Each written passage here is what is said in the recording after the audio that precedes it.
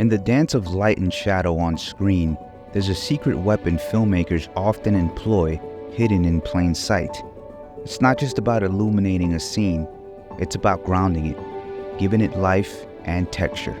When a lamp glows softly in a room or a candle flickers in the dark, we're not just seeing light, we're feeling a mood, a setting, a moment. Let's dive into the world of practical lighting, where everyday light sources become the unsung heroes of cinematic storytelling.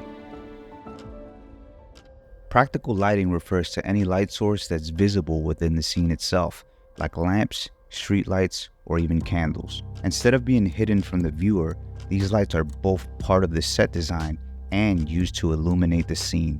The use of practical lighting is almost as old as cinema itself. Electric lighting technology wasn't yet sophisticated or powerful enough to adequately light indoor scenes. As time went on and filmmakers started moving indoors, they began to use available or practical light sources within the location or set.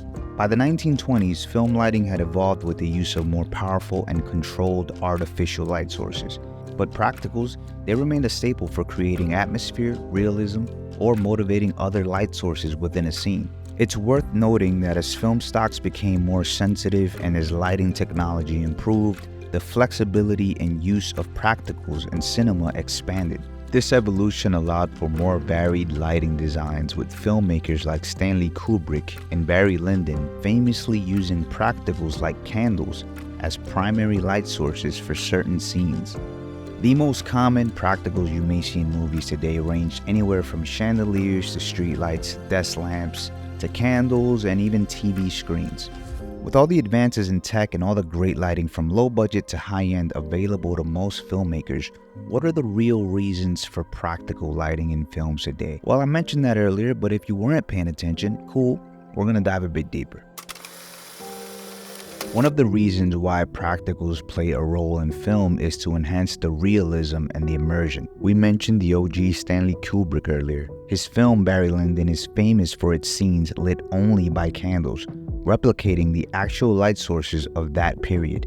This approach adds authenticity to the film's 18th century setting. My personal favorite reason for using practicals are to motivate other light sources. In some cases, they might be the dominant or only source of light, so it sets the tone and the mood. Like I mentioned before, practicals for the majority of the time have been defined as light sources that you can see in the frame or the scene. But when we speak of motivated lighting, then lights can come from anywhere. Take this frame of Samuel L. Jackson. We see nice big windows behind him, and we could assume that most likely these windows line all the way down this room. In this scene, the practical itself is the actual window because we can see the light source in the frame. So in theory, these could be used as justification for key lights or fill lights. And because you actually see the windows in the frame, you assume that the light on this side of Samuel L. Jackson's face is just the natural light from the window, when in fact, there are film lights outside of the frame, acting as key lights or fill lights, motivated by the lighting that you do see. So then, do practicals need to be a desk lamp or a street light or candles that you physically see in the frame?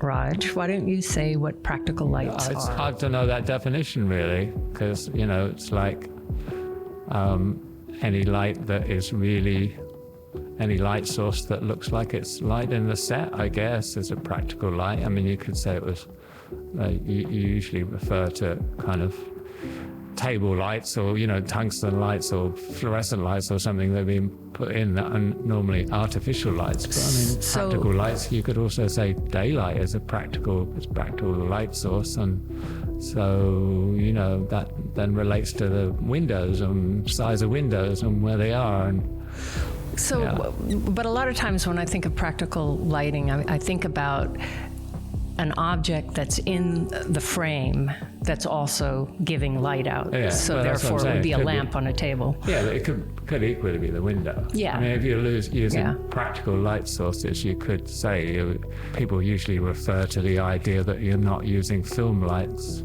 to light it, or if you are, you're augmenting something that exists rather than creating something from scratch. I ain't got the money. Ain't paid for that neither. I wouldn't worry about it.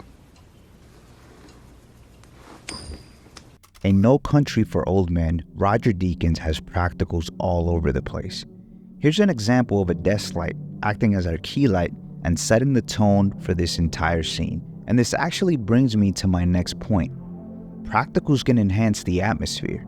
For example, in Blade Runner 2049, neon lights and other practicals are used to create a futuristic, atmospheric look and a sense of depth in the cityscapes. Here's another example. In this shot in the Joker film, we have two lights giving us the classic orange and teal atmosphere. In this case, the lamp and the television are not only used to create a tone in this specific scene, but also add depth and separate our character from the background. Sometimes practicals could be used as symbolism or subtext. For instance, in Castaway, when Chuck first makes fire, this moment represents a personal victory. Fire symbolizes hope, civilization, and human progress. By making fire, Chuck not only ensures his survival, but also reignites his hope and determination to return to civilization. Yeah! Look what I have created! I have made fire! Many cinematographers walk into a location and start with where the practicals already are. Once they analyze where the natural light is coming from in that room, then they light accordingly. Sometimes the practicals available don't work for whatever reason. They could be too hot, not bright enough, the Kelvin temperature could be off, etc., etc. In these cases, DPs would typically speak to their art department to see what could be done about the practicals that are available, but some DPs are known to carry their own light bulb kits that range from different sizes to looks to Kelvin temperatures and colors. One could argue that practical lighting is the often overlooked hero of cinematic immersion, effortlessly bridging the gap between realism and artistry. As viewers, we often get so engrossed in the story that we overlook these subtle details. Yet these very details shape the visual language of a film, directing our gaze and evoking our emotions. The next time you settle in for a movie night, take a moment to notice the relationship of the shadow with the light, the flicker of a lamp, or the soft glow from a window. You'll be surprised by how much of the story is told through the silent symphony of practical lighting. My name is Moses Vega. I hope that you enjoyed this video. And remember, always, no matter what, stay a student in the game.